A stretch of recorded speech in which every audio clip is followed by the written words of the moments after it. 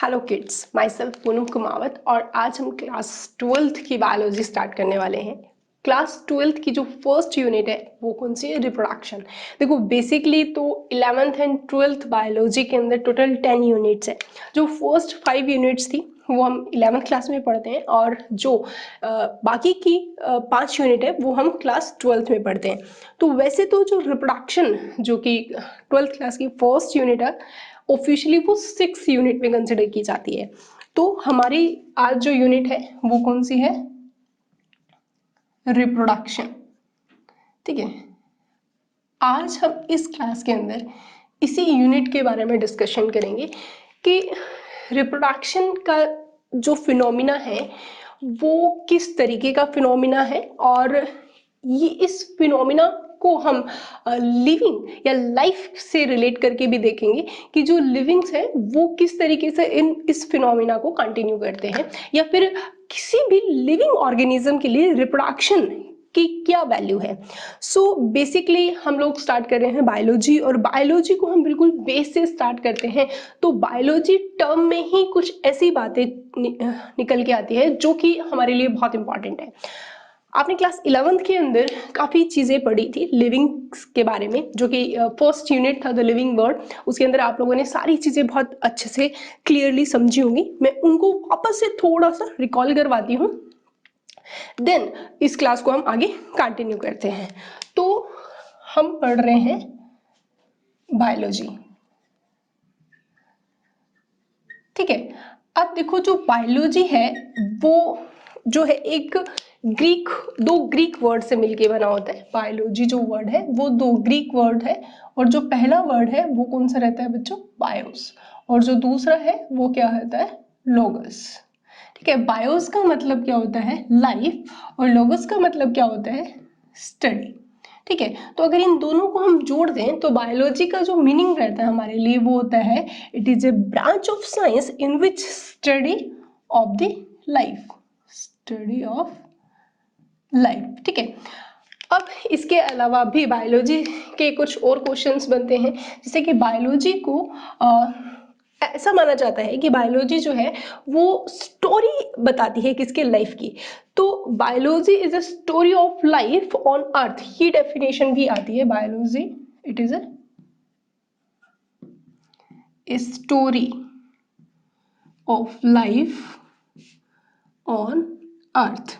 देखो ये simple phenomenas हैं जो आपने सिंपल डेफिनेशंस है जो आपने 11th क्लास के अंदर भी स्टडी किए थे। हम यहाँ पे एक बहुत इंपॉर्टेंट क्वेश्चन को डिस्कशन करने वाले हैं। रिप्रोडक्शन का जो इम्पोर्टेंस है वो लिविंग के पर्सपेक्टिव में क्या है। देन हम देखेंगे कि जहाँ एक लिविंग आ जाता है तो उसकी एक पर्टिकुलर लाइफ स्पैन होती है, तो फिर हम उसके ऊपर डिस्कशन करेंगे। तो हम एक सीक्वेंस के साथ इस चैप्टर को बिल्कुल बेस से हम अपने एनसीईआरटी में जो गिवन डेटा है उसकी तरफ लेके आएंगे, प्लस एनसीईआरटी के तो सारे टर्म्स, स्टेटमेंट, डायग्राम सारे क्लियर करेंगे हम लोग। प्लस इसके साथ जो भी इंपॉर्टेंट डेफिनेशंस और टर्म है हम वो भी डिस्कशन करेंगे। तो आपको बायोलॉजी को सिर्फ समझना ही नहीं है बल्कि पढ़ना ही नहीं है। तो आपको बायोलॉजी को सिर्फ पढ़ना ही नहीं है बल्कि समझना भी है और कोरिलेट करते हुए भी जाना है। देखो अगर कोरिलेशन की बात करें तो क्लास 11th में आप लोगों ने क्या किया था? एक पूरी सीक्वेंस थी क्या कि 11th क्लास की जो फर्स्ट यूनिट आपको क्या बता रही थी कि लिविंग्स क्या है। ठीक है, उनको आइडेंटिफाई किया। ठीक है, उसके बाद में हमने उसको RH व्हिटेकर के थ्रू 5 किंगडम क्लासिफिकेशन में 5 किंगडम में डिवाइड कर दिया जितने भी लिविंग्स थे। ठीक है, अब उनके बाद में हमने उनकी मॉर्फोलॉजिकल कैरेक्टरिस्टिक्स देखा, क्या था उनकी एनाटॉमिकल स्ट्रक्चर देखी लिविंग्स की। उसके बाद में आपने उनकी साइटोलॉजी की स्टडी किया, देन फिजियोलॉजी को भी स्टडी किया।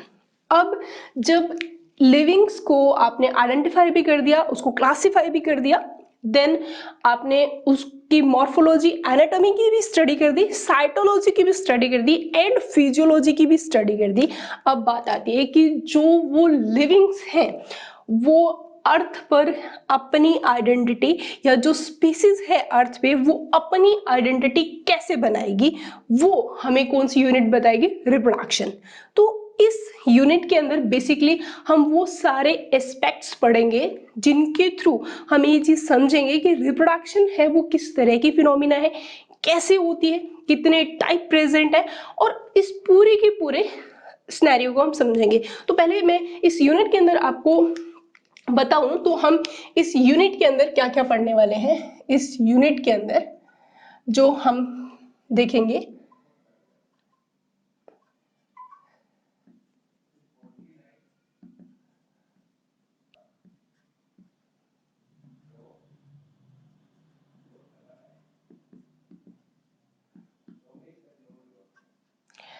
इस यूनिट का जो फर्स्ट चैप्टर है वो हमें क्या बताएगा, general principle of reproductive process. अब ये जो रिप्रोडक्टिव प्रोसेस है वो हम एनिमल्स में भी देखेंगे और सारे एस्पेक्ट्स जो हैं वो हम प्लांट के रिस्पेक्ट में भी देखेंगे, एनिमल के रिस्पेक्ट में भी देखेंगे, सिंपल ऑर्गेनिज्म में भी देखेंगे और कॉम्प्लिकेटेड ऑर्गेनिज्म में भी देखेंगे। उसके बाद सेकेंड जो हमारा चैप्टर है वो हमें क्या एक्सप्लेन करेगा, explain reproductive process in flowering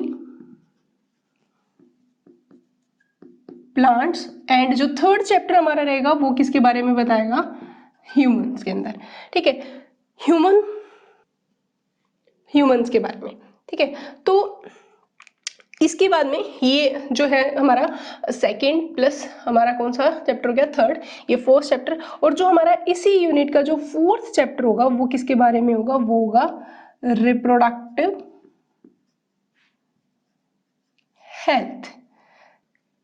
और इस चैप्टर के अंदर हम देखेंगे how to protect from reproductive problems. ठीक है, ये है हमारी बेसिकली इस यूनिट के अंदर जो कंप्लीट चैप्टर्स है वो हम यहाँ पे स्टडी करने वाले हैं। तो अभी हम देख रहे हैं हमारे फर्स्ट जो जनरल प्रिंसिपल्स हैं किसके, रिप्रोडक्टिव प्रोसेस के। तो इसको स्टडी करने के लिए हम पहले बिल्कुल बेसिक चीज़ों के ऊपर देख रहे हैं कि क्या है, और उसके बाद में हम कंप्लीट बायोलॉजी देखेंगे किसकी, बायोलॉजी ऑफ रिप्रोडक्शन। सो अभी इसके साथ ही अब जहाँ पे लाइफ वर्ड आ जाती है, जहाँ पे लाइफ वर्ड आ जाती है बच्चों, तो लाइफ के साथ एक और टर्म हमारी जुड़ जाती है और वो क्या रहती है, लिविंग्स। ठीक है, अब एक चीज देखियो, आपने 11th में भी पढ़ी थी, मैं यहाँ पे वापस से रिकॉल करा रही हूँ। लाइफ जहाँ है वहां पे एक कौन सी टर्म आई, लिविंग, राइट। अब लिविंग को आइडेंटिफाई करना है तो हमें कुछ ऐसे फीचर्स की जरूरत होगी जिनका कोई भी एक्सेप्शन नहीं है। हम डायरेक्ट वो फीचर देख के बोल सकते हैं कि भाई ये फीचर है, इसका मतलब ये क्या है, लिविंग होने वाला है। ठीक है, एक एक स्टेटमेंट एनसीईआरटी का हमारे लिए इंपॉर्टेंट है। सो आपको वो सारी चीजें क्लियर करवाई जाएंगी, लेकिन आपको इस लेक्चर को ढंग से सुनना और समझना भी है। सो यहाँ पे मैं बात कर रही हूँ डिफाइनिंग फीचर के। डिफाइनिंग फीचर्स वो होते हैं जिनका कोई भी एक्सेप्शन नहीं होते, यानी कि डिफाइनिंग फीचर्स कौन से होते हैं, विदाउट एक्सेप्शन। ठीक है, तो अब इन डिफाइनिंग फीचर में क्या क्या है, देखो 3 डिफाइनिंग फीचर्स ऑफिशियली हमें पता चले थे 11th के अंदर। एक तो था मेटाबॉलिज्म, ठीक है, दूसरा आपने देखा था सेलुलर ऑर्गेनाइजेशन, और तीसरा आप लोगों ने देखा था कॉन्शियसनेस, राइट। अब हमारा जो रिप्रोडक्शन है ये एक इंपॉर्टेंट कैरेक्टरिस्टिक फीचर है किसका, लिविंग का। ध्यान से समझना इस चीज को। तो हम बात कर रहे हैं यहाँ पे नॉन डिफाइनिंग फीचर्स की, यानी कि ऐसे फीचर्स जिनके हमें क्या देखने को मिल रहे हैं, जिनके अंदर हमें क्या देखने को मिल रहे हैं, एक्सेप्शंस देखने को मिल रहे हैं। तो वो नॉन डिफाइनिंग फीचर्स क्या थे, देखो एक तो था ग्रोथ। ठीक है, आपने 11th में पढ़ी हुई है ये चीजें, मैं वापस से रिकॉल करवा रही हूँ। इन्हीं सारी चीजों को आगे हम मूव करने के लिए एक बेस दे रही हूँ, 11th को 12th के साथ कनेक्ट कर रही हूँ। तो आपको इस चीज़ को बहुत बहुत अच्छे से इस सीक्वेंस को, यानी कि बायोलॉजी क्या है, एक बेसिकली एक फिल्म है, एक स्टोरी है, तो उसको हम थोड़ा सा कोरिलेट करते हुए चलेंगे तो कोई भी क्वेश्चन है हम इजीली उसको सॉल्व कर पाएंगे। तो अगर ग्रोथ की बात करें तो आपको याद होगा कि ग्रोथ इंटरनली भी होती है और एक्सटर्नली होती है। अगर हम सिंपल ग्रोथ की बात कर रहे हैं तो ग्रोथ हमारा क्या रहता है, नॉन डिफाइनिंग फीचर रहता है। लेकिन मैं यहाँ पे ब्रैकेट में कर दूं, अगर इंटरनल ग्रोथ की बात है तो वो किस में आ जाएगा, डिफाइनिंग फीचर में आ जाएगा। सेकेंड जो हमारी नॉन डिफाइनिंग फीचर था वो क्या था बच्चों, रिप्रोडक्शन। बस यही चीज हमें यहाँ समझनी है कि 11th की स्टोरी को कंटिन्यू कर रहे हैं हम 12th के अंदर। 11th को मैं वापस से रिपीट कर रही हूँ। 11th में आप लोगों ने क्या किया था, पहली यूनिट जो थी वो थी diversity in the living world. उस यूनिट के अंदर बच्चों आपने क्या किया था, लिविंग्स को आइडेंटिफाई किया, टेक्सोनोमी ब्रांच अगर आपको याद है, सिस्टमैटिक्स था। देन आपने उसका नॉमेनक्लेचर किया, बाइनोमियल नॉमेनक्लेचर था। देन उसके बाद में आपने उसको क्लासिफाई किया था with the help of taxonomic categories and different type of similarity and dissimilarity के बेसिस पे 5 हमारे पास किंगडम्स आए थे। उन किंगडम को हमने एनालाइज किया था, सिंपल से कॉम्प्लिकेटेड ऑर्गेनिज्म की तरफ हम लोगों ने मूव किया था। हमने देखा था कि किस किंगडम में कौन कौन सी वैरायटी है, कौन कौन सी डाइवर्सिटी प्रेजेंट है लिविंग्स की। नेक्स्ट यूनिट जो मॉर्फोलॉजिकल एंड एनाटॉमिकल कैरेक्टरिस्टिक्स बता रही थी लिविंग्स के, उसके अंदर आपने प्लांट की मॉर्फो एनाटॉमी देखी एंड एनिमल की देखी। उसके बाद हमने लिविंग का सबसे इंपॉर्टेंट फीचर वो क्या था, सेलुलर ऑर्गेनाइजेशन। सबसे छोटी basic structural and functional unit क्या थी, सेल। और सेल की स्टडी आप लोगों ने किस में की थी, साइटोलॉजी में। तो लिविंग को आपने क्लासिफाई कर दिया, देन उसकी मॉर्फोलॉजी भी देख ली, एनाटॉमी भी देख ली, और उसकी सबसे छोटी यूनिट की भी स्टडी कर ली, वो क्या थी, सेल। आप सेल को कंप्लीट करने के बाद आप किसके ऊपर स्विच किए, फिजियोलॉजी। आपने प्लांट फिजियोलॉजी भी देखा एंड एनिमल फिजियोलॉजी भी देखा। इसके बाद हम अब 12th के अंदर उसी मूवी को आगे कंटिन्यू करते हैं कि वही जो लिविंग्स है वो अपनी प्रेजेंस अर्थ पे किस तरीके से बनाए रखते हैं, हमें उस चीज को देखना है। तो बेसिकली रिप्रोडक्शन क्या है, रिप्रोडक्शन एक ऐसे इंपॉर्टेंट, एक ऐसी हम बोल सकते हैं वाइटल प्रोसेस है जिसके बिना, ध्यान से समझना इसको, जिसके बिना कोई भी स्पीसीज एक लंबे टाइम तक, या बोल सकते हैं कि अपनी एग्जिस्टेंस कुछ ही टाइम के लिए बना सकती है। ध्यान से दो देखो, यहाँ पे डिफाइनिंग और नॉन डिफाइनिंग बताने के पीछे रीजन यही था। रिप्रोडक्शन को मैंने नॉन डिफाइनिंग में क्यों रखा ये भी मैं बताऊंगी, लेकिन अभी तो हमें ये चीज समझनी है कि जो रिप्रोडक्शन है वो क्या है। तो रिप्रोडक्शन बेसिकली एक ऐसी इंपॉर्टेंट एसेंशियल फिनोमिना है जिसकी हेल्प से हम किसी भी स्पीसीज को, किसी भी इंडिविजुअल को, या किसी भी लिविंग को उसकी आइडेंटिटी अर्थ पे बनाए रखने के लिए इस फिनोमिना को कंप्लीट करना पड़ेगा। क्लियर हो गया। तो फिर जब ये इतनी इंपॉर्टेंट फिनोमिना है, मैं इस चीज को लिख देती हूँ तो आपको याद रहेगा। देखो, रिप्रोडक्शन इट इज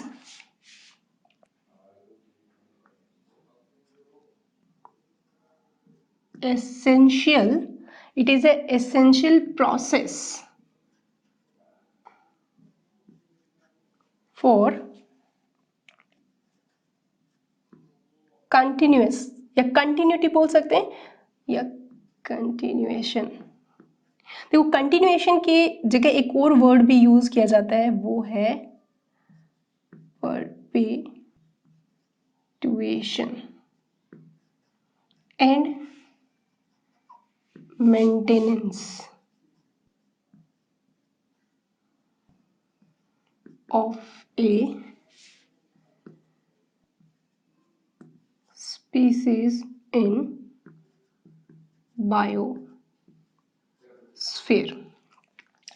ठीक है, ये स्टेटमेंट बहुत इंपॉर्टेंट है जो आपको अच्छे से समझना होगा कि रिप्रोडक्शन क्या है, एक ऐसी एसेंशियल, बहुत ही इंपॉर्टेंट, बहुत ही वाइटल प्रोसेस है जो कि बहुत जरूरी है किसी भी स्पीसीज को अपनी कंटिन्यूअस या परपेट्यूएशन करने के लिए और उसको मेंटेन रखने के लिए रिप्रोडक्शन जो फिनोमिना है वो बहुत ज़रूरी है।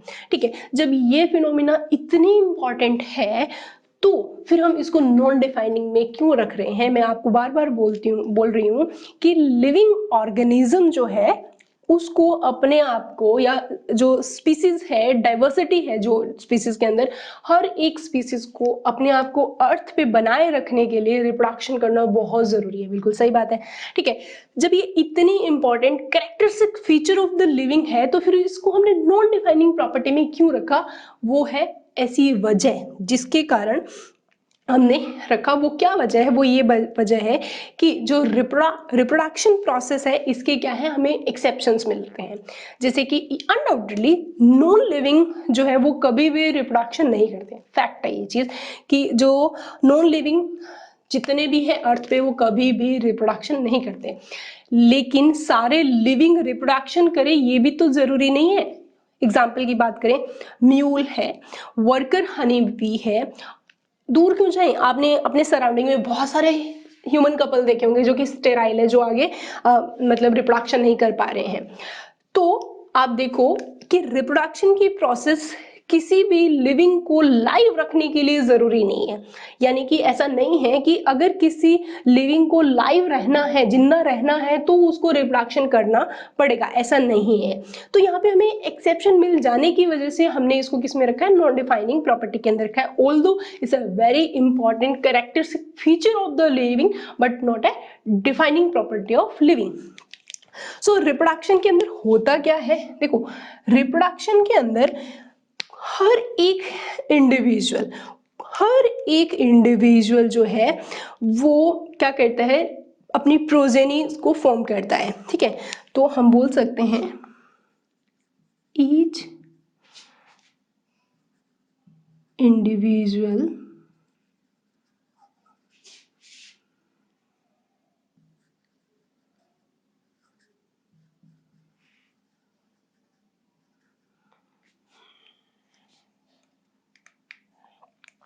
ठीक है, रिप्रोडक्शन के फिनोमेना में कोई भी इंडिविजुअल है और अगर वो फर्टाइल है तो वो क्या बनाता है, प्रोजेनिस बनाता है। अब प्रोजेनी भी दो तरीके से बन रही है, एक तो एसेक्सुअल, ऑल्दो हम इसको डिटेल में करेंगे, और एक सेक्सुअल रिप्रोडक्शन से। देखो अगर एसेक्सुअल रिप्रोडक्शन से प्रोजेनी बनी है तो वो कंप्लीट आइडेंटिकल हो गए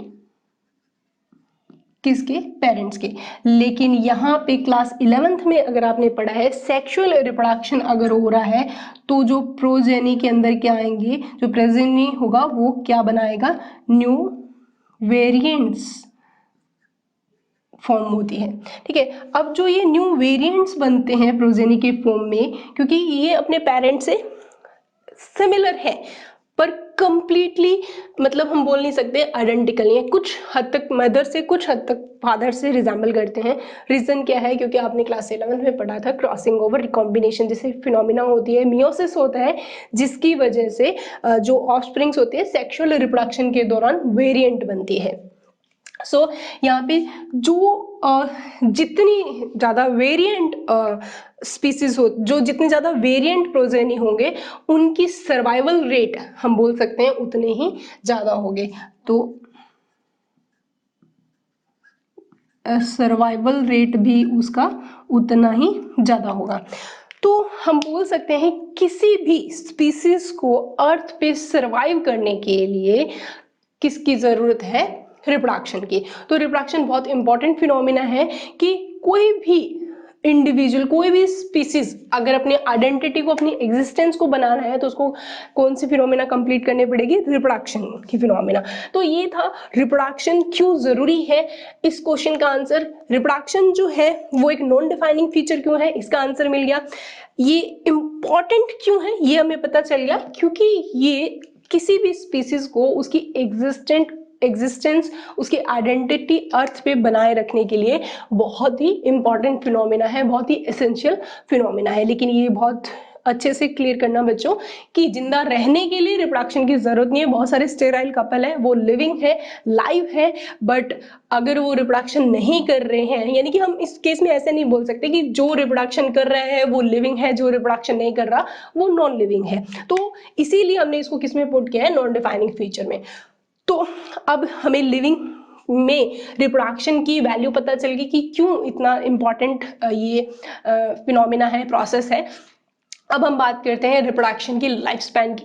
लाइफ स्पैन क्या होता है, और लाइफ स्पैन के अंदर हम डिफरेंट स्टेजेस देखेंगे और वो भी देखेंगे कि किस स्टेज में वो इस प्रोसेस को कंप्लीट करता है। तो हमारा जो नेक्स्ट टॉपिक है वो यही है कि लाइफ स्पैन क्या है। देखिए लाइफ स्पैन क्या है, उसको समझने से पहले हमें एक स्टेटमेंट को बहुत अच्छे से क्लियर करना होगा, वो ये कि अर्थ पर ऐसा कोई भी लिविंग नहीं है जिसकी डेथ ना हो। ठीक है, यानी कि अर्थ पे जितने भी each and every organisms can live only for certain period of time. It's a very important, एक पर्टिकुलर पीरियड तक ही कोई भी ऑर्गेनिज्म है वो जिंदा रह सकता है, लाइव रह सकता है। तो बस यहीं से हमारी डेफिनेशन आ गई। वो पीरियड जब तक एक इंडिविजुअल के बर्थ से लेके उसके नेचुरल डेथ तक का जो पीरियड होता है उसको हम क्या बोलते हैं, लाइफ स्पैन बोलते हैं। तो यहीं से हमारे पास क्या आ गई, लाइफ स्पैन। ठीक है, तो लाइफ स्पैन को हम डिफाइन कैसे करेंगे, लाइफ स्पैन जो है द पीरियड फ्रॉम, यानी कि हम इसकी डेफिनेशन करें, इसका डिफाइन कैसे करेंगे, तो the period from birth to natural death, ठीक है, ऑफ ऑर्गेनिज्म। तो उस पीरियड को, यानी कि एक पीरियड कहाँ से कहाँ तक का, बर्थ से लेके नेचुरल डेथ तक का जो पीरियड है वो हमारी क्या कहलाती है, लाइफ स्पैन कहलाती है। इसके अलावा लाइफ स्पैन से रिलेटेड एक और स्टेटमेंट भी आता है, और वो ये है कि देखिए जितने भी ऑर्गेनिजम्स है अर्थ पे, अगर उनकी लाइफ स्पैन देखी जाए, यानी कि ऑर्गेनिज्म की सिमिलरिटी की बात करें कि आप ऐसे समझो कि लाइफ स्पैन जितने भी ऑर्गेनिज्म है वो कभी भी कोरिलेट नहीं करती उन ऑर्गेनिज्म के साइज पे। ये एक बहुत इंपॉर्टेंट स्टेटमेंट है जिसके ऊपर काफ़ी बार क्वेश्चन भी आया हुआ है। यानी कि हम बोल सकते हैं life span of organisms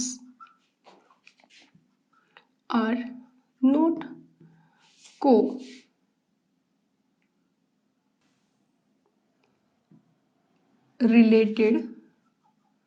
with their sizes. That's important चीज कि साइज से कभी भी किसी भी ऑर्गेनिज्म का लाइफ स्पैन को रिलेट नहीं करता। इसको हम एक एग्जांपल से समझते हैं। अगर हम पहला एग्जांपल रहते हैं जैसे कि क्रॉस हैं, ठीक है, क्रॉस साइज की बात करें तो उसका साइज जो है काफ़ी सिमिलर है किसके, अगर साइज की बात करें तो किसके, पैरट्स के। ठीक है, तो क्रो का जो लाइफ स्पैन रहता है वो रहता है 15 ईयर्स, जबकि पैरट का लाइफ स्पैन रहता है 140 ईयर्स। तो क्रो और पैरट जो है इनका साइज अप्रोक्सीमेटली एक जितना ही होता है, लेकिन फिर भी आप देखिए इनकी लाइफ स्पैन में कितना बड़ा वेरिएशन आ रहा है। ये सिर्फ 15 ईयर्स तक ही इसकी लाइफ स्पैन होती है और जबकि पैरट की बहुत अच्छी खासी होती है 140। एक और एग्जांपल लेते हैं इसी से रिलेटेड, दूसरा एग्जांपल लेते हैं मैंगो ट्री, ठीक है, और वहीं पीपल ट्री की बात करें तो मैंगो ट्री का जो लाइफ स्पैन है वो अप्रॉक्सीमेटली कंसिडर किया जाता है 200 to 300 ईयर्स, ठीक है। जबकि पीपल ट्री होता है एक काफ़ी लंबा इसका लाइफ स्पैन रहता है, यानी कि 2000 to 2500 ईयर्स, यानी कि 2000 to 2500 ईयर्स, ठीक है। तो अप्रॉक्सीमेटली इस तरीके से हम देखते हैं कि जितने भी ऑर्गेनिज्म है उनकी लाइफ स्पैन है वो किससे रिलेट नहीं करती, उनके साइज से रिलेट नहीं करती। ये बात आपको मैं इसलिए बता रही हूँ क्योंकि आपकी एनसीईआरटी के अंदर जब इस चैप्टर को आप देखोगे तो आपकी एनसीईआरटी के अंदर एक ऐसा चार्ट दिया हुआ है जिसके अंदर डिफरेंट टाइप ऑफ ऑर्गेनिज्म और उनकी लाइफ स्पैन उसके अंदर कहीं मेंशन की हुई है और कहीं आपको खुद से फिल करनी है। ऑल्दो हम उन सारे एग्जांपल्स को अभी देखेंगे कौन कौन से है, लेकिन लाइफ स्पैन से रिलेटेड क्वेश्चन आ सकता है कि लाइफ स्पैन जो है क्या है और ये साइज से रिलेट करती है नहीं करती है, एक्सप्लेन करो इस तरीके से।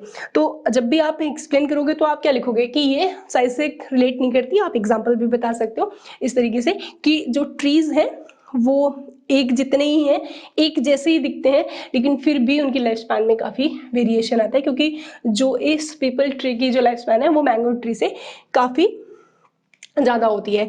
सो ओवरऑल हमें एक चीज़ तो क्लियर होगी कि भाई लाइफ स्पैन कुछ भी हो, ठीक है, लाइफ स्पैन कुछ भी हो, नेचुरल डेथ तो होगी ही होगी, ठीक है। अगर कोई लिविंग आइडेंटिटी है तो उसकी डेथ की सर्टेनिटी है।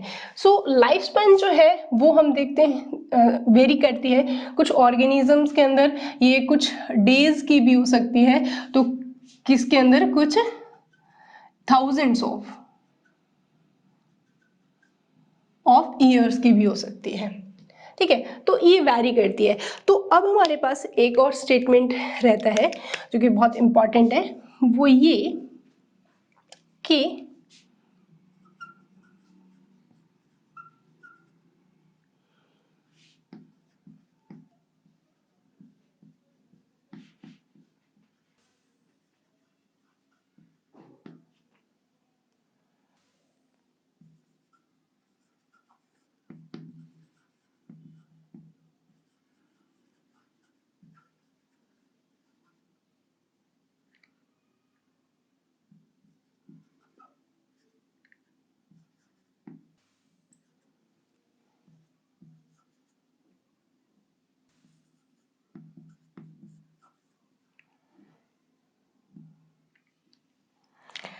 तो लाइफ स्पैन कुछ भी हो, डेथ की तो सर्टेनिटी है, यानी कि अर्थ पे एक ऐसा कोई भी ऑर्गेनिज्म नहीं है जो डेड नहीं होगा। सो हम बोल सकते हैं कि no individual is immortal. So no individual is immortal, ठीक है।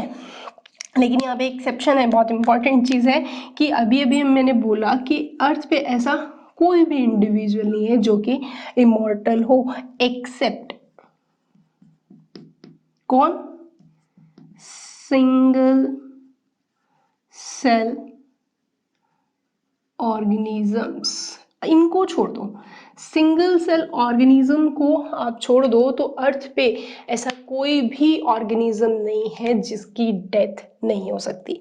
सिंगल सेल ऑर्गेनिज्म की डेथ क्यों नहीं होती है, हम समझते हैं वो कैसे हुआ। देखो मान लीजिए ये एक सिंगल सेल ऑर्गेनिज्म है और जब ये रिप्रोड्यूस करता है तो क्या होगा, डिवाइड होगा रिप्रोडक्शन के दौरान। अच्छा, यहाँ पे दो चीज़ें आएगी, जब रिप्रोडक्शन के दौरान इसके अंदर ये जो सिंगल सेल है इस सेल के अंदर क्या होगा, डिवीजन होगा, तो इससे दो डॉटर सेल बनती है, ठीक है। अब सिंगल सेल ऑर्गेनिज्म है वो कौन सा, एसेक्सुअल रिप्रोडक्शन परफॉर्म करते हैं, ठीक है। और एसेक्सुअल रिप्रोडक्शन के दौरान जो ये ऑफस्प्रिंग्स या आप बोल सकते हो डॉटर सेल बने हैं वो एग्जैक्टली सिमिलर होते हैं किसके, पेरेंट के, ध्यान से समझना इस चीज़ को, ऑल्दो हम आगे भी डिस्कशन करेंगे कि जो सिंगल सेल ऑर्गेनिज्म होते हैं जब उनमें रिप्रोडक्शन होता है तो उनके थ्रू जो ऑफस्प्रिंग्स या डॉटर सेल्स बनती हैं वो एग्जैक्टली आइडेंटिकल होती है किसके, पेरेंट्स की, यानी कि हम डिफरेंशिएट नहीं कर पाते कि इनमें से पेरेंट कौन सा है और डॉटर सेल कौन सी है, क्योंकि उनका जेनेटिकल भी प्लस उनका मॉर्फोलॉजिकल दोनों ही वो एग्जैक्ट सिमिलर होते हैं। तो इस दौरान इन ऑफस्प्रिंग्स को हम किस नाम से जानते हैं, क्लोन्स के नाम से जानते हैं। ठीक है, इनको हम क्या बोलते हैं, क्लोन्स, जो कि मॉर्फोलॉजिकल प्लस जेनेटिकल आइडेंटिकल है। तो जेनेटिकल भी सिमिलर है प्लस मॉर्फोलॉजिकल भी सिमिलर है पेरेंट्स के। तो आप देखो कि जब ये डॉटर सेल्स है उनका जेनेटिक, टोटल जेनेटिक किससे मैच कर रहा है, पेरेंट से मैच कर रहा है, तो पेरेंट यहाँ पे एग्जिस्ट कर रहा है, उसका जो जेनेटिकल मटेरियल है वो एग्जिस्ट कर रहा है किसके अंदर, डॉटर के फॉर्म में। तो इस वजह से ना तो डॉटर के जेनेटिकल मटेरियल में और ना ही पेरेंट के जेनेटिकल मटेरियल के अंदर हम डिफरेंशिएट नहीं कर पाते हैं। तो इस वजह से जो सिंगल सेल ऑर्गेनिज्म है उनका जो जेनेटिकल मटेरियल है वो सिमिलर होने की वजह से हम कभी कह ही नहीं सकते कि वो मॉर्टल है, वो कभी उनकी डेथ भी हो सकती है, क्योंकि उनका जो जेनेटिकल मटेरियल हमेशा सेम रहेगा, जैसे पेरेंट थे वैसे ही उनकी डॉटर्स जो या ऑफस्प्रिंग्स बनते हैं वो कंप्लीटली सिमिलर होते हैं। प्लस यहाँ पे एक चीज आपने 11th क्लास में पढ़ी थी, उसको हम वापस से रिकॉल कर रहे हैं। 11th क्लास के अंदर ये चीज आपने पढ़ी थी और आपके फर्स्ट चैप्टर में मेंशन था कि देखो जब सेल डिवीजन होता है तो वहां पे एक और फिनोमिना भी तो हो रही है, क्या, ग्रोथ। अगर ग्रोथ के अंदर बात करें तो यहाँ पे नंबर ऑफ सेल्स क्या होते हैं, इंक्रीज होते हैं, ग्रोथ, ठीक है। और प्लस रिप्रोडक्शन में भी क्या हो रहा है, नंबर ऑफ सेल्स क्या हो गए, इंक्रीज हो गए यहाँ पे। तो अगर आपको याद है तो ग्रोथ और reproduction in the case of single cell organism both are synonyms या बोथ आर सिमिलर। कौन कौन, ग्रोथ और रिप्रोडक्शन। यूनिसेलुलर जो ऑर्गेनिज्म है उनकी केस में ये दोनों सिनोनिम्स है, सिमिलर है, ठीक है। इसीलिए इनको हम क्या बोलते हैं, म्यूचुअली इंक्लूसिव इवेंट के नाम से जाना जाता है। ये आपके क्लास 11th का बहुत इंपॉर्टेंट क्वेश्चन रहता है। तो ग्रोथ और रिप्रोडक्शन जो है वो हो सकता है आपसे भी पूछ ले जाए कि जो सिंगल सेल ऑर्गेनिज्म है उनके अंदर कौन से ऐसे इवेंट होते हैं जो म्यूचुअली इंक्लूसिव होते हैं। तो ग्रोथ में भी क्या होता है, नंबर ऑफ मास में इंक्रीज होता है या नंबर ऑफ सेल में इंक्रीमेंट होता है। सेम रिप्रोडक्शन में भी क्या हो रहा है, जब सेल डिवाइड कर रही है दो ऑफस्प्रिंग्स बन रहे हैं, दैट मीन यहाँ पे रिप्रोडक्शन की फिनोमिना भी देखने को मिल रही है और ग्रोथ की फिनोमिना भी देखने को मिल रही है। तो in the case of single cell organism both are mutually inclusive events. So ये था हमारा लाइफ स्पैन। लाइफ स्पैन क्या होती है, हमने इस चीज़ को पढ़ा। जो हमने पहले क्या देखा, अगर सीक्वेंस सेट करें तो हमने ये चीज़ देखी कि जो रिप्रोडक्शन है वो बहुत ही इम्पॉर्टेंट फिनोमिना है जिसके बिना कोई भी स्पीसीज लंबे टाइम तक सर्वाइव नहीं कर सकती, किस पे, अर्थ पे। पर रिप्रोडक्शन जो है वो एक नॉन डिफाइनिंग फीचर है लिविंग का, क्योंकि उसके बिना भी जिंदा रहा जा सकता है। उसके बाद में हमने देखा कि कोई भी ऑर्गेनिज्म, कोई भी लिविंग की बात करें तो उसकी बर्थ से लेके एक नेचुरल डेथ होती ही होती है। वो एक सर्टेन पीरियड तक ही जिंदा रहता है और उस पीरियड को हम क्या बोलते हैं, उसका लाइफ स्पैन। लाइफ स्पैन कुछ डेज का भी हो सकता है और ईयर्स का भी हो सकता है। दूसरी चीज, जो ऑर्गेनिज्म का लाइफ स्पैन है वो कभी भी रिलेट नहीं करता, दैट मीन किससे, साइज से। दो लोगों का साइज एक जैसा हो जरूरी नहीं है उसका लाइफ स्पैन सेम होगा। एग्जाम्पल हमने देखा, क्रो, पैरेट लिया, दिखने में उनका साइज लगभग सेम होता है लेकिन लाइफ स्पैन में वेरिएशन आती है। अब हम देखते हैं ये चीज कि लाइफ स्पैन कुछ भी हो इससे कोई फर्क नहीं पड़ता। एक चीज तो 100% की, एक चीज की 100% श्योरिटी है, वो है डेथ, ठीक है। तो एक्सेप्ट सिंगल सेल ऑर्गेनिज्म कोई भी लिविंग इमॉर्टल नहीं है। So no individual is immortal except single cell organism. ये बात सही है, आपके एनसीईआरटी ने मेंशन की हुई है, आपको बहुत अच्छे से समझनी है, इसके ऊपर बोर्ड बेस्ड क्वेश्चन बन सकता है। अब हम देखते हैं कुछ एग्जाम्पल्स जो कि आपकी एनसीईआरटी में दिए हुए हैं, उनको बहुत अच्छे से हमें याद करना है, समझना भी है।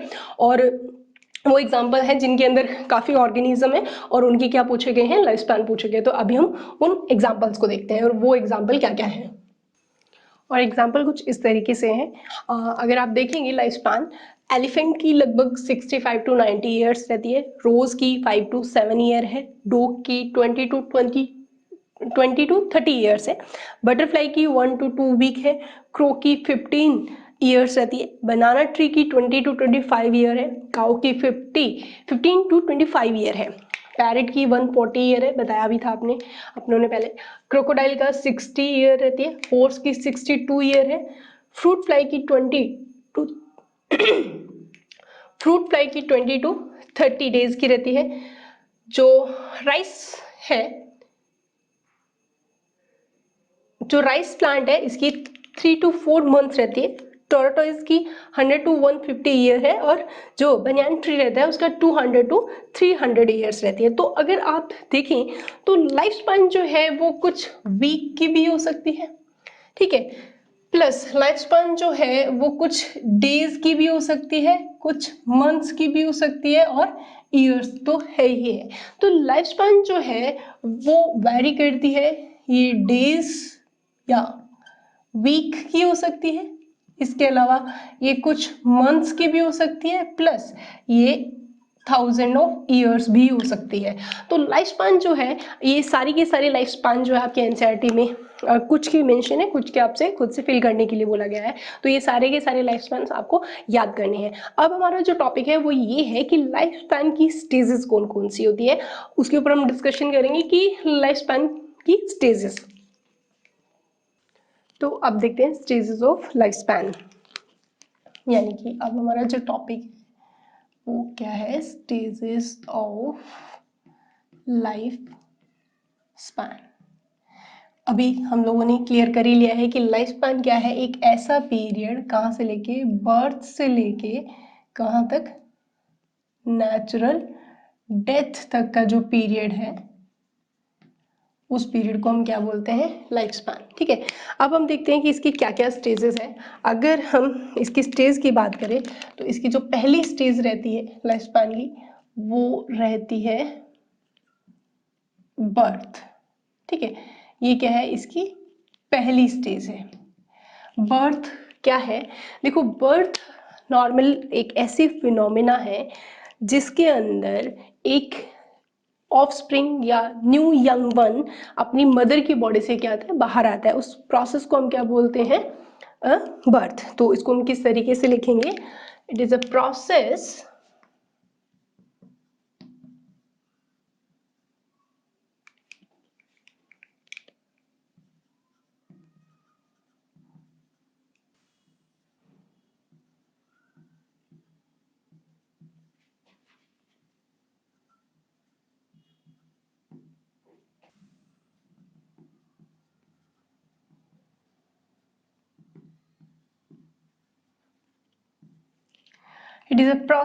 in which young babies, जो यंग बेबी है, comes out of its mother's body, यानी कि अपनी मदर की बॉडी से बाहर आने की जो प्रोसेस होती है उसको हम क्या बोलते हैं, बर्थ, ठीक है।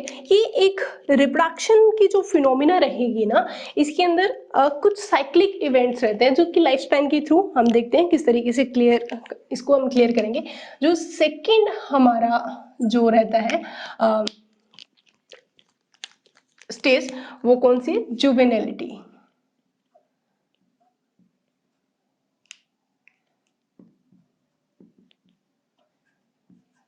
जुवेनिलिटी, तो यहाँ पे एक चीज क्लियर करो कि जो हमारे टर्म है जुवेनिल, इसका मतलब आपने पहले भी सुना होगा, या इस जुवेनिल का मतलब होता है young.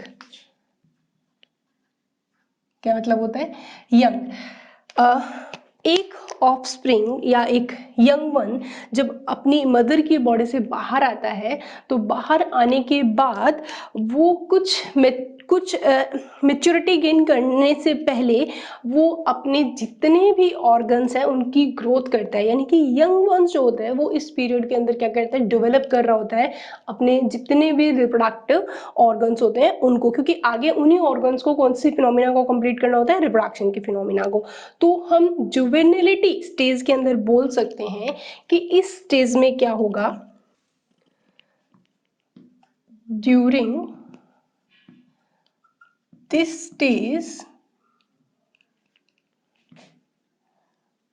organisms develops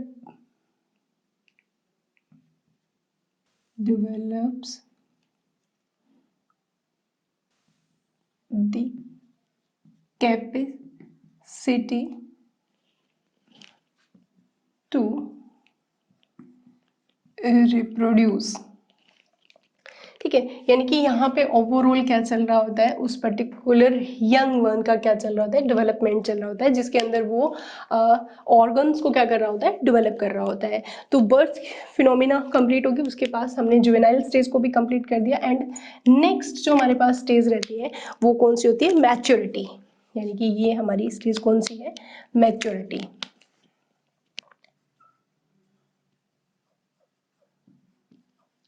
maturity stage को आपने 9th में प्यूबर्टी के नाम से भी जाना था। प्यूबर्टी एज जो होती है काफ़ी इम्पॉर्टेंट एज मानी जाती है, टीनेजर्स के नाम से भी जाना जाता है इस एज को, टीनेजिंग। उस प्यूबर्टी एज के अंदर जितने भी रिप्रोडक्टिव ऑर्गन्स होते हैं डेवलप तो कौन से है इस स्टेज में। अब ये जो रिप्रोडक्टिव ऑर्गन्स होते हैं ये क्या करना स्टार्ट कर देते हैं, फंक्शनल हो जाते हैं, फंक्शनैलिटी स्टार्ट कर देते हैं।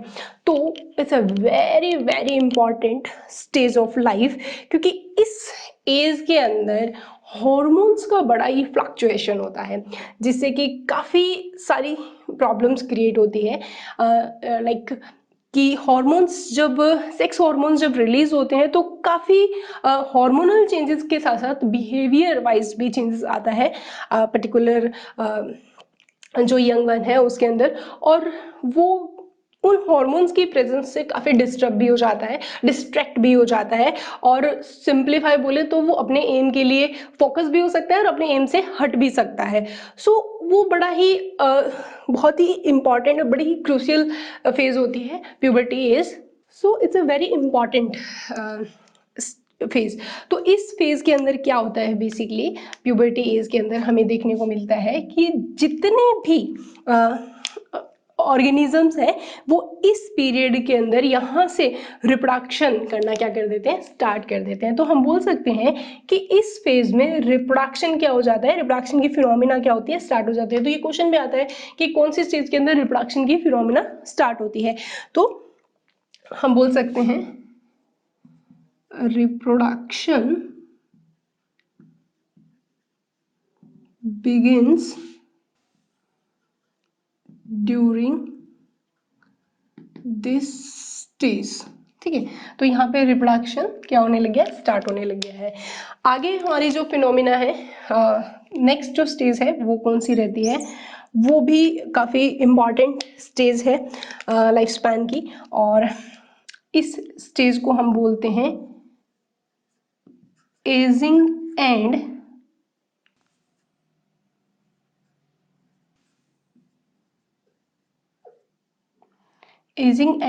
Senescence stage. ठीक है, तो ये स्टेज में क्या डिफरेंस है, देखो इस स्टेज के अंदर एजिंग क्या है और सेनेसेंस क्या है ये हम अलग अलग देखेंगे। तो अगर हम एजिंग की बात करें तो एजिंग का मतलब होता है एज का बढ़ना। ठीक है, और सेनेसेंस में क्या डिफरेंस हुआ एजिंग का, देखो एजिंग एज जैसे जैसे बढ़ती जाती है तो जो हमारे नर्वस टिश्यूज होते हैं उनके अंदर डिस्ट्रैक्शन यानी कि डिस्ट्रॉय होना स्टार्ट हो जाते हैं वो एज के साथ साथ। ठीक है, जैसे जैसे एज बढ़ती है नर्वस टिश्यूज जो होते हैं डिस्टर्ब हो जाते हैं, डिस्ट्रॉय हो जाते हैं, जिससे कि जो एजेड पर्सन होते हैं उनके अंदर काफ़ी इरिटेशन बोल सकते हैं, काफ़ी मैडनेस, काफ़ी जिद्दीपन आ जाता है। तो आपने सुना होगा कि बूढ़े जो हैं या एज्ड पर्सन होते हैं वो बच्चों की हरकतें करने लगे, बच्चों की तरह पागलपन उनके अंदर आ जाता है, जिद्दीपन, इरिटेशन जिसको बोल सकते हैं। तो जो ये स्टेज होती है वो कौन सी होती है, सेनेसेंस स्टेज होती है। तो हम बोल सकते हैं जो एजिंग की टर्मिनल और इरिवर्सिबल स्टेज है वो कौन सी रहती है, सेनेसेंस स्टेज रहती है। और एजिंग हमारी कौन सी स्टेज है जिसके अंदर एज क्या होती रहती है, बढ़ती रहती है। तो हम इन दोनों को अलग अलग तरीके से देखते हैं। हम देखते हैं एजिंग। एजिंग क्या है बेसिकली, तो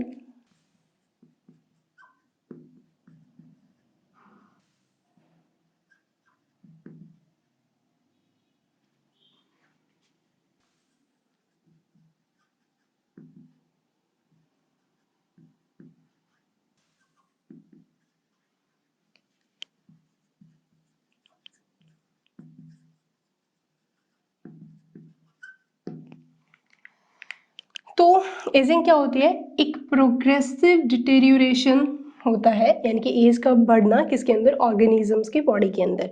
जबकि सेनेसेंस की अगर बात करें तो ये क्या है?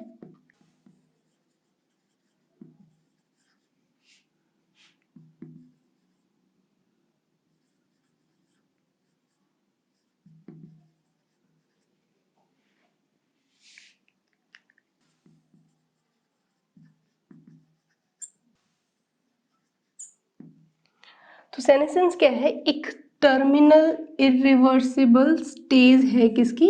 एजिंग की। ठीक है, तो ये तो था हमारा एजिंग और सेनेसेंस। और अब आती है हमारी लाइफ स्पैन की सबसे लास्ट स्टेज, और वो कौन सी है? डेथ। तो अब हमारी पास लास्ट स्टेज है और वो कौन सी है? डेथ। ठीक है, डेथ जो है, सेनेसेंस जो होता है फाइनली लीड करता है किसको? डेथ को। सो हम बोल सकते हैं senescence finally leads to death। ठीक है, तो ये है हमारी सारी की सारी स्टेज किसकी? लाइफ स्पैन की। लाइफ स्पैन क्या था? बर्थ से नेचुरल डेथ तक का पीरियड क्या कहलाता है? Life span. लाइफ स्पैन कभी भी साइज पे डिपेंड नहीं करता, कोरिलेट नहीं करता, ये हमने लास्ट स्लाइड के अंदर देखा था।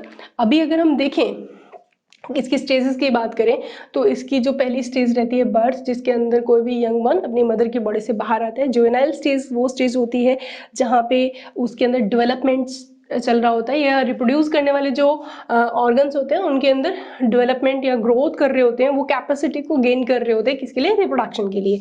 अगर आपसे पूछा जाए कि लाइफ स्पैन की कौन सी स्टेज है जहाँ पे रिप्रोडक्शन स्टार्ट हो जाता है, तो वो है प्यूबर्टी या मैच्योरिटी स्टेज। ठीक है, जहाँ पे रिप्रोडक्शन स्टार्ट हो जाता है। देन आती है एजिंग और सेनेसेंस स्टेज।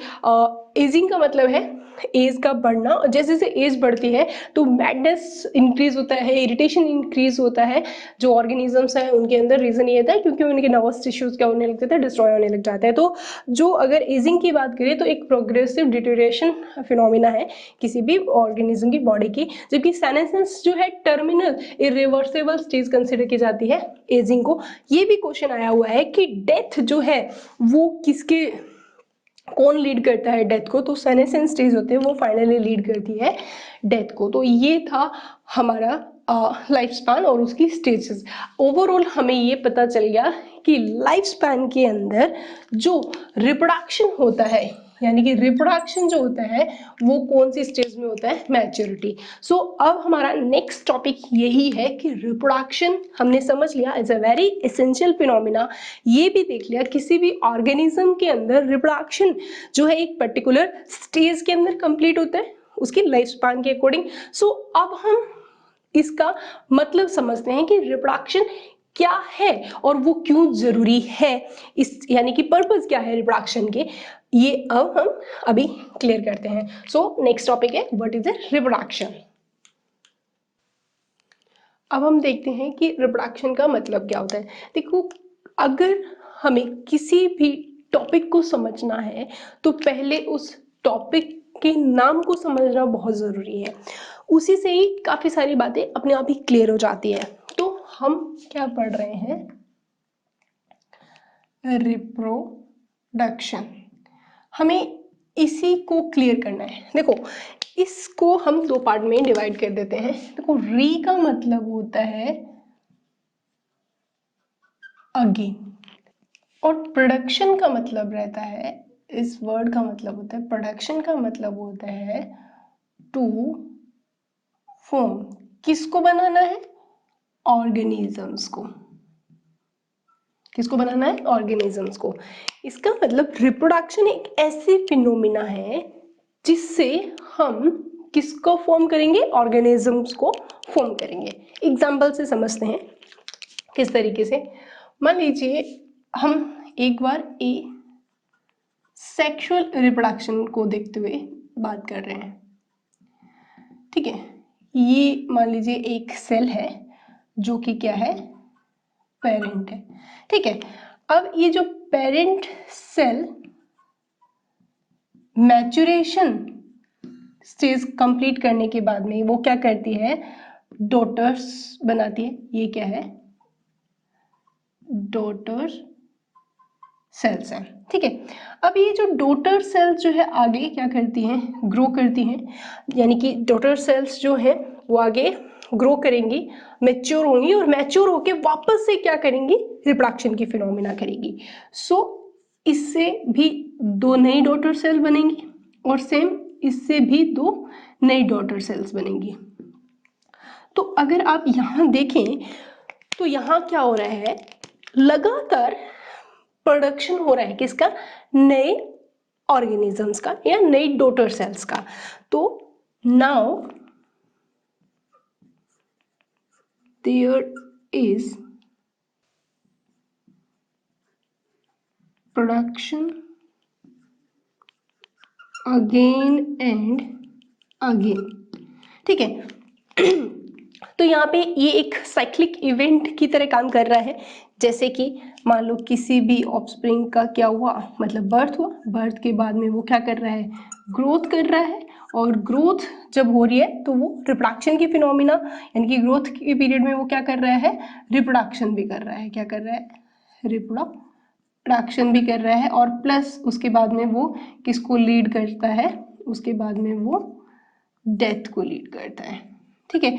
तो ये एक हमारे पास क्या है, साइक्लिक इवेंट है किसका, किसी भी एक ऑर्गेनिज्म का, लिविंग ऑर्गेनिज्म का। देखो मैंने पहले ही ये चीज क्लियर कर दी थी कि जो रिप्रोडक्शन की फिनोमेना है वो केवल और केवल लिविंग्स में ही कंप्लीट होती है, नॉन लिविंग में नहीं होती।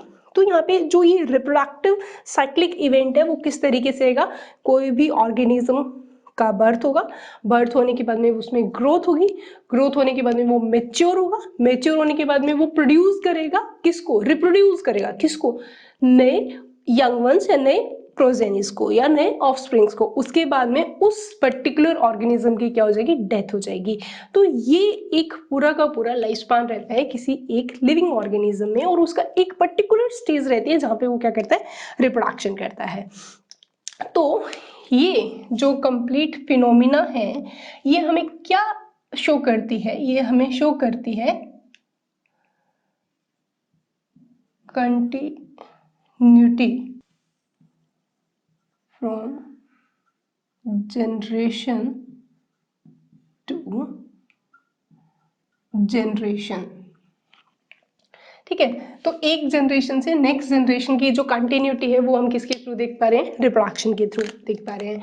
तो रिप्रोडक्शन क्या है, किस तरह की प्रोसीजर है, तो जो रिप्रोडक्शन है एक बायोलॉजिकल प्रोसेस है, और जो कहाँ होती है, inside the body of organisms. देखो ये बहुत इंपॉर्टेंट क्वेश्चन पूछा भी गया है कि रिप्रोडक्शन किस तरह की प्रोसेस है, एक केमिकल प्रोसेस है, हार्मोनल प्रोसेस है, इस तरीके से ऑप्शन मिलते हैं। तो आपके एनसीईआरटी का स्टेटमेंट पहला जो रिप्रोडक्शन के लिए स्टेटमेंट है वो यही दिया हुआ है कि जो रिप्रोडक्शन है वो एक बायोलॉजिकल प्रोसेस है, ठीक है। तो रिप्रोडक्शन का मतलब हमें समझ में आ गया। रिप्रोडक्शन का मतलब, री का मतलब होता है अगेन, और प्रोडक्शन, प्रोडक्ट करना यानी कि फॉर्म करना किसको, ऑर्गेनिजम्स को। तो इस तरीके से रिप्रोडक्शन में क्या होता है, कंटिन्यूटी बनी रहती है किसकी, जनरेशन टू जनरेशन की। और ये किस तरह की फिनोमिना है, एक बायोलॉजिकल प्रोसेस है, और रिप्रोडक्शन की फिनोमिना कभी भी नॉन लिविंग्स में नहीं होती।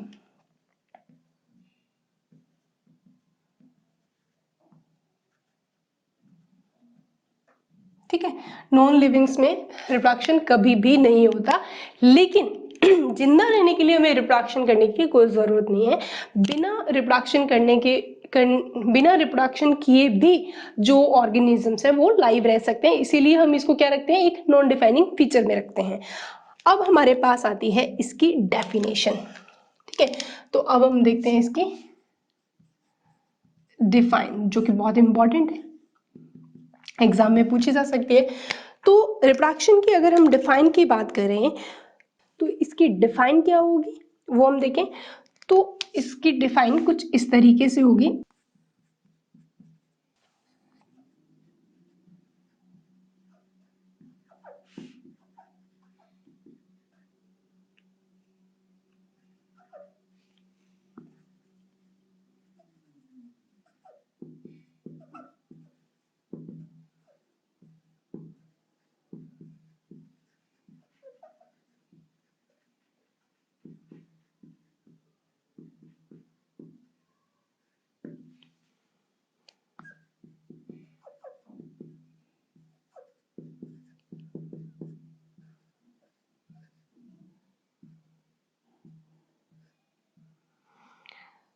ठीक है, तो ये हमारे पास डेफिनेशन होगी कि एक प्रोसेस है जिसके अंदर ऑर्गेनिज्म क्या है, वो नए ऑफस्प्रिंग्स को फॉर्म करता है, किसके, अपने ही सिमिलर। यहाँ पे जो ये टर्म है ना बच्चों, सिमिलर, ये काफ़ी प्रॉब्लम क्रिएट करने वाली टर्म है। रीज़न है कि कभी कभी इस टर्म को की जगह नोट आइडेंटिकल लिखा आता है। तो माय डियर किड्स, अगर इस डेफिनेशन के अंदर ऐसा दिया आ जाए कि reproduction is a process in which an organism give rise to young ones या offsprings not identical to itself, तो जो ये स्टेटमेंट होगा वो गलत होगा। यानी कि यहाँ पे हम नॉट आइडेंटिकल वर्ड नहीं लिख सकते। देखो, अगर हम सिमिलरिटी की बात कर रहे हैं एसेक्सुअल में, देखो एसेक्सुअल के अंदर तो 100% क्या होंगे, आइडेंटिकल ऑफ स्प्रिंग होंगे। ठीक है, अब बात आती है किसके अंदर, सेक्सुअल रिप्रोडक्शन के केस में। देखो, सेक्सुअल रिप्रोडक्शन के केस के अंदर एक पॉइंट से अगर हम देखें, स्पीसीज के पॉइंट से देखें, तो देखो ह्यूमन है, ठीक है, तो ह्यूमन के जो आगे ऑफस्प्रिंग्स होंगे वो भी क्या होंगे, ह्यूमन ही होंगे। जैसे कि मैंगो ट्री है, तो मैंगो ट्री से ऑफस्प्रिंग्स क्या बनेंगे, मैंगो ही बनेंगे। ठीक है, तो यहाँ पे एक चीज देखो कि यहाँ पे हम आइडेंटिकल बोल सकते हैं कि जो ह्यूमन है वो जस्ट क्या प्रोड्यूस कर रहा है, अपने मतलब ह्यूमन से ह्यूमन ही बन रहा है, डॉग से डॉग ही बन रहा है, कैट से कैट ही बन रहा है। तो एक पर्टिकुलर सिंगल कैरेक्टर को पॉइंट ऑफ व्यू से देखें तो हम बोल सकते हैं कि ये चीज़ है। बट यहाँ पे सेक्सुअल रिप्रोडक्शन की बात करें तो यहाँ पे हम यूज करेंगे सिमिलर, क्योंकि वो एग्जैक्ट कॉपी नहीं बनेगा, ना तो पेरेंट्स के और ना ही मतलब ना ही मदर के ना ही फादर के। तो सेक्सुअल रिप्रोडक्शन की बात चल रही है, तो अगर आपको याद है सेक्सुअल रिप्रोडक्शन के दौरान जब मियोसिस होती है, यानी कि गैमेट फॉर्मेशन करना होता है, तो मियोसिस फर्स्ट के अंदर एक स्टेज थी, अगर आपको याद है, पैकिटिन स्टेज, जो कि एक प्रोफेज फर्स्ट की सब स्टेज थी। और इस स्टेज के अंदर क्या हो रहा था, क्रॉसिंग ओवर एंड रिकॉम्बिनेशन की फिनोमिना हो रही थी। अब ऐसे केस में क्या बनते हैं, वेरिएंट्स बनते हैं। ठीक है, और वेरिएंट्स जो हैं बहुत ही, यानी कि यूजफुल जो वेरिएंट्स होते हैं वो अडेप्टेशन और एवोल्यूशन के लिए बहुत ज़रूरी होती है। और इन वेरिएंट्स की वजह से ही जो प्रोजेनी होती है वो एग्जैक्ट सिमिलर नहीं होती, आइडेंटिकल नहीं होती किसके, पेरेंट्स के। ठीक है, तो यहाँ पे और ऐसे भी नहीं बोल सकते कि बिल्कुल भी आइडेंटिकल नहीं है, क्योंकि ऐसा हो सकता है कि कुछ कैरेक्टरिस्टिक्स उसके मदर से मैच कर रहे हैं, कुछ कैरेक्टर्स हो सकता है फादर से मैच कर रहे हैं। अगर हम आई कलर और जो हेयर शेप की बात करें तो वहाँ पे क्या आ सकती है, कुछ आई का कलर मान लो ब्लू मदर का है तो बच्चे में भी ब्लू आ जाए, और फादर के बाल जो है स्ट्रेट है तो बच्चे के बाल स्ट्रेट हो जाए। तो यहाँ पे क्या है, एक वेरिएंट फॉर्म बन रहा है, ना तो वो एग्जैक्टली मदर पे जा रहा है ना ही वो एग्जैक्टली फादर पे जा रहा है। ये जितने भी फिनोमिना है, जितने भी ट्रेट्स हैं, वो किस तरीके से मूव करते हैं और कैसे वो एक्सप्रेस होते हैं, ये हम इस यूनिट के बाद में जो नेक्स्ट यूनिट है जेनेटिक्स, उसमें हम डिटेल से पढ़ेंगे। सो इन सारे क्वेश्चंस को वहां के लिए बचा के रखो, वहां पे ये सारे क्वेश्चंस आपके क्लियर हो जाएंगे। बट अभी हमें ये समझना है रिप्रोडक्शन का मतलब क्या है। तो रिप्रोडक्शन क्या है, एक री का मतलब हम समझ के अगेन टू फॉर्म ऑर्गेनिज्म, लगातार, और किस में नहीं होती, नॉन लिविंग्स में कभी भी नहीं होती। रिप्रोडक्शन के अंदर क्या होता है, कोई भी पेरेंट होता है वो मैच्योरेशन गेन करता है, डॉटर सेल बनती है, वो ग्रो करती है, फिर वो आगे न्यू डॉटर सेल्स फॉर्म करती है। तो यहाँ पे लगातार प्रोडक्शन अगेन एंड अगेन होता रहता है। तो एक साइक्लिक इवेंट्स होते रहते हैं जिनके अंदर बर्थ हुआ, ग्रोथ हुई, डेथ हुई, बर्थ होने के बाद में ग्रोथ और डेथ, और जो ग्रोथ होती है वहाँ पे रिप्रोडक्शन होगा और नए ऑफस्प्रिंग्स बनेंगे, देन ये जो प्रोसेस है वो कंटिन्यूटी शो करेगा। रिप्रोडक्शन की जो फिनोमिना है वो कंटिन्यूटी बनाए रखती है किसको, जनरेशन को नेक्स्ट जनरेशन से। ये क्वेश्चन भी आया हुआ है कि जो रिप्रोडक्शन की फिनोमिना है वो किस तरह की फिनोमिना है, तो ये एक बायोलॉजिकल प्रोसेस है जिसके अंदर हमें क्या देखने को मिल रहा है कि जो ऑर्गेनिज्म के अंदर ये फिनोमिना होती है और प्लस इनसाइड द बॉडी ये फिनोमिना होती है, प्लस सबसे इंपॉर्टेंट चीज रिप्रोडक्शन की जो फिनोमिना है वो कई फैक्टर्स पे भी डिपेंड करती है, उनकी इंटरनल स्ट्रक्चर पे डिपेंड करती है, उनके हैबिटेट पे डिपेंड करती है और अदर फैक्टर्स जैसे कि टेम्परेचर हुआ, लाइट हुए, इनके ऊपर भी डिपेंड करता है। देखो टेम्परेचर के केस में मैं बताऊं तो कुछ ऐसे एनिमल्स भी हैं जो एक पर्टिकुलर टेम्परेचर पे ही उनके अंदर सेक्स जो है वो डिसाइड होता है। एक पर्टिकुलर टेम्परेचर से उनको जो एक ऑप्टिमम टेम्परेचर है उससे ज़्यादा मिल जाए तो वो मेल में कन्वर्ट हो गए या फिर वो फीमेल में कन्वर्ट हो गए। तो यहाँ पे टेम्परेचर भी बहुत इंपॉर्टेंट रोल प्ले करता है रिप्रोडक्शन के अंदर। इसी तरीके से फोटो पीरियड, अगर आपने 11th में पढ़ा था, फोटो मतलब लाइट और पीरियड, तो आपको पता ही है कि लाइट की एक ऐसी ड्यूरेशन जहां पे फ्लावरिंग अकर होती है प्लांट्स के अंदर, तो फोटो पीरियड जो है वो प्लांट्स में ही नहीं बल्कि एनिमल्स के अंदर भी बहुत इंपॉर्टेंट रोल प्ले करता है। तो रिप्रोडक्शन की जो प्रोसेस है वो बहुत ही इंपॉर्टेंट फिनोमिना है, कॉम्प्लिकेटेड भी है, और इस फिनोमिना को कंप्लीट होने के लिए कुछ फैक्टर्स भी यहाँ पे क्या करते हैं, रिस्पॉन्सिबल होते हैं। सो ये हमारी जो टर्म थे रिप्रोडक्शन के बारे में थे। अब हमारा क्वेश्चन ये आता है कि ठीक है, रिप्रोडक्शन का मतलब हमें समझ में आ गया कि एक ऐसी प्रोसेस है जिसके अंदर बार बार जनरेशन टू जनरेशन कंटिन्यूटी बनती रहती है और पेरेंट से क्या बनते रहते हैं, नए नए ऑफस्प्रिंग बनते रहते हैं, जिससे कोई भी स्पीसीज अपनी कंटिन्यूटी, अपनी एग्जिस्टेंस क्या करता है, अर्थ पे बनाए रखता है, लेकिन ये नॉन लिविंग में नहीं होती। अब हमें ये देखना है, ठीक है कंटिन्यूटी तो है, इसके अलावा और क्या पर्पस है रिप्रोडक्शन के। नेक्स्ट ये आपके बोर्ड में भी क्वेश्चन आया हुआ है, right the purpose of reproduction. तो इस क्वेश्चन को हम किस तरीके से सॉल्व करेंगे वो देखते हैं। पर्पस हम देख रहे हैं रिप्रोडक्शन का, यानी कि पर्पस ऑफ रिप्रोडक्शन। ठीक है, एक पर्पस तो हमारे सामने आ ही गया है कि रिप्रोडक्शन जो है वो बहुत ही एसेंशियल प्रोसेस है किसी भी स्पीसीज की कंटिन्यूटी या उसकी आइडेंटिटी बनाए रखने के लिए किसके ऊपर, अर्थ पे। ठीक है, बिना रिप्रोडक्शन के कोई भी स्पीसीज लंबे टाइम तक अर्थ पे नहीं रह सकती या उसकी जो एग्जिस्टेंस है वो नहीं रह पाएगी। सो हमारे पास यहाँ पे पहला जो पर्पस आता है वो ये है कंटिन्यूटी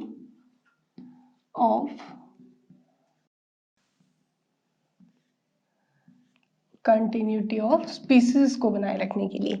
तो यानी कि रिप्रोडक्शन क्या करता है, मेंटेन करता है किसको, कंटिन्यूटी ऑफ स्पीसीज, यानी कि reproduction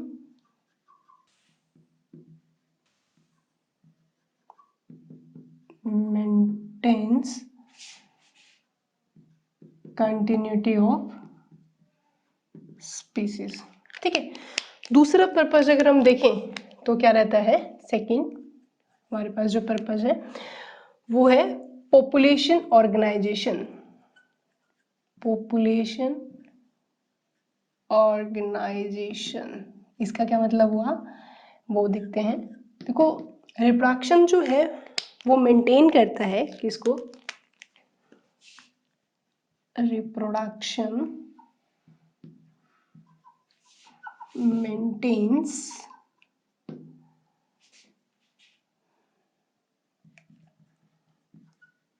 population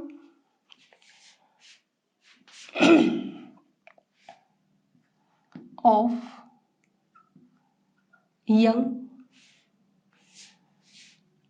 adult and aged persons को की। ठीक है, तो किसकी पॉपुलेशन को मेंटेन करता है, यंग, अडल्ट और एज्ड। ठीक है, हम यहाँ पे देखें जापान में, जापान के अंदर जो रिप्रोडक्टिव रेट है, यानी कि रिप्रोडक्टिव रेट वहाँ क्या है, बहुत कम है। इस वजह से वहाँ पे किसका नंबर ज़्यादा है, वहाँ पे जो है एजेड पर्सन क्या है, वहाँ पे देखने को एजेड पर्सन जो है वहाँ पे ज़्यादा देखने को मिलेंगे। ठीक है, तो थर्ड हमारा जो पर्पस है वो क्या रहता है, यानी कि जो पॉपुलेशन ऑर्गेनाइजेशन का मतलब है कि रिप्रोडक्शन फिनोमिना के थ्रू हम एक इक्विवेलेंसी बनाए रखते हैं एक पर्टिकुलर ज्योग्राफिकल एरिया में, जहाँ पे यंग भी है, अडल्ट भी है और एजेड पर्सन भी है। सो रिप्रोडक्शन जो है पॉपुलेशन ऑर्गेनाइजेशन के लिए बहुत इंपॉर्टेंट रोल प्ले करता है। थर्ड जो है वो है वेरिएशंस। देखो जो रिप्रोडक्शन है वो इंट्रोड्यूस करता है किससे, वेरिएशन से। देखो यहाँ पे रिप्रोडक्शन की बात चल रही है, तो वेरिएशन के केस में यहाँ पे रिप्रोडक्शन कौन सा होगा, sexual reproduction. Introduce variations and जो यूजफुल वेरिएशंस होती है ना बच्चों, वो बहुत ही एसेंशियल होती है किसके लिए, फॉर अडप्टेशन एंड इवोल्यूशन के लिए। देखो ऐसा माना जाता है कि जो इंडिविजुअल या जो स्पीसीज के मेंबर जितने ज़्यादा वेरिएंट होते हैं उनके अंदर एवोल्यूशन भी उतना ज़्यादा होता है। तो यहाँ पे वेरिएशन जो है बहुत इंपॉर्टेंट रोल प्ले करती है, और उन वेरिएशंस को कौन बनाता है या कौन इंट्रोड्यूस करता है, रिप्रोडक्शन। और रिप्रोडक्शन में भी कौन सा, सेक्सुअल रिप्रोडक्शन। तो ये हमारे पर्पस है। इसके अलावा एक पर्पस और है लाइफ, यानी कि लाइफ की अगर बात करें तो लाइफ को एग्जिस्ट करता है on earth due to reproduction in organisms. ठीक है, तो लाइफ एग्जिस्ट रहती है अर्थ पे किसकी वजह से, रिप्रोडक्शन की वजह से, किसके अंदर, ऑर्गेनिजम्स के अंदर। ठीक है, तो ये हमारे क्या थे, पर्पस थे रिप्रोडक्शन के, जिसके अंदर क्या क्या देखा हमने, कंटिन्यूटी देखी स्पीसीज को, या आप ये भी बोल सकते हो कि कंटिन्यूटी बनाए रखता है एक जनरेशन से नेक्स्ट जनरेशन, तो ये भी सही रहेगा। तो कंटिन्यूटी रहती है स्पीसीज के अंदर या उनके जनरेशन के अंदर। पॉपुलेशन जो है उनको ऑर्गेनाइज करके रखता है रिप्रोडक्शन। वेरिएशन क्रिएट करता है रिप्रोडक्शन, जिसकी हेल्प से अडप्टेशन और एवोल्यूशन की प्रोसेस क्या रहती है, ज़्यादा रहती है। और रिप्रोडक्शन जो है वो लाइफ की अर्थ पे एग्जिस्टेंस बनाए रखने के लिए भी बहुत ज़रूरी है। तो ये थी आज की हमारी क्लास, जिसके अंदर हमने रिप्रोडक्शन को डिफाइनिंग और नॉन डिफाइनिंग फीचर क्यों बोला गया है, और ये देखा कि इस यूनिट में हम क्या क्या पढ़ते हैं। फिर हमने देखा कि लाइफ स्पैन क्या होती है और किस पे डिपेंड करती है, और किन ऑर्गेनिजम्स की कितनी होती है। उसके बाद हमने देखा कि लाइफ स्पैन की स्टेजेस कौन सी थी, रिप्रोडक्शन का मतलब क्या है, उसकी डेफिनेशन देखी, एंड अब हमने क्या देखा, पर्पस ऑफ रिप्रोडक्शन। ये सारी चीज़ें एक सीक्वेंस में चल रही है। अब जो हमारी नेक्स्ट क्लास होगी उसके अंदर हम देखेंगे कि रिप्रोडक्शन के टाइप क्या है, उनके मेथड्स क्या हैं और उनके अदर एस्पेक्ट्स। सो हम नेक्स्ट क्लास में फिर से मिलते हैं, तब तक के लिए keep studying, stay positive, thank you.